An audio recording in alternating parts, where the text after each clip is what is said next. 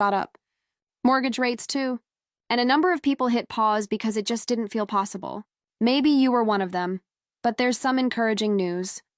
If you've been waiting for a better time to jump back in, affordability may finally be showing signs of improvement this fall.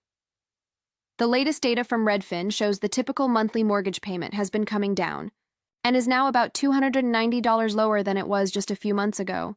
And here's why this is happening. The cost of buying a home really comes down to three things: mortgage rates, home prices, your wages. Right now, all three are finally moving in a better direction for you. While that doesn't mean it's suddenly easy to buy at today's rates and prices, it does mean it's not as challenging. Mortgage rates have come down compared to earlier this year. In May, they were roughly 7%, and now they're closer to 6.3%. That may not sound like a big deal, but it does matter. Even small changes in rates can make a difference in your future monthly payment. Compared to when rates were 7%, if you take out an average $400K mortgage now at 6.3%, it'll cost about $190 less a month based on just rates alone. And for some people, that's been enough to make buying a home possible again. As Joel Kahn, VP and Deputy Chief Economist at the Mortgage Bankers Association, MBA, explained on September 10th, the downward rate movement spurred the strongest week of borrower demand since 2022.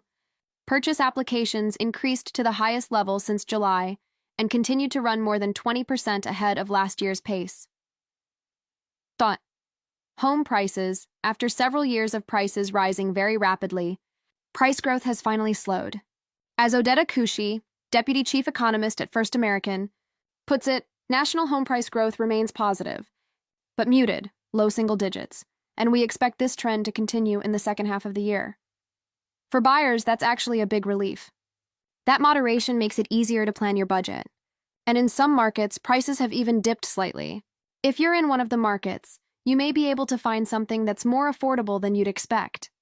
Wages, according to the Bureau of Labor Statistics, BLS, wages are up near 4% annually. Lawrence Yun, chief economist at NAR, explains why that number is so important right now. Wage growth is now comfortably outpacing home price growth, and buyers have more choices. In other words, the typical paycheck is rising faster than home prices right now, which helps make buying a little more affordable. Now, it's not a big difference, but in a market like this, every bit counts. What this means for you, lower rates, slower price growth, and stronger wages might be enough to make the numbers finally work for you this fall.